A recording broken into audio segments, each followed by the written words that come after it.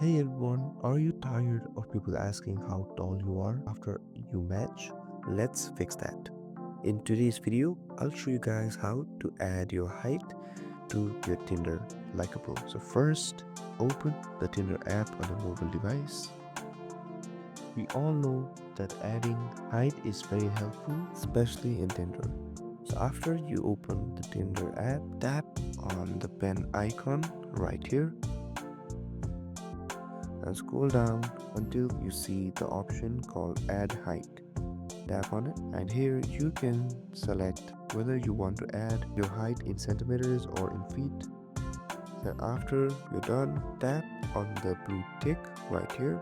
After you tap on the blue tick, Tinder will automatically update your height and now people can see your height when you guys match. So if this video was helpful, don't forget to like, share and subscribe and comment down below if there is anything else I can help you guys with. Thank you so much for watching and I'll see you guys next time.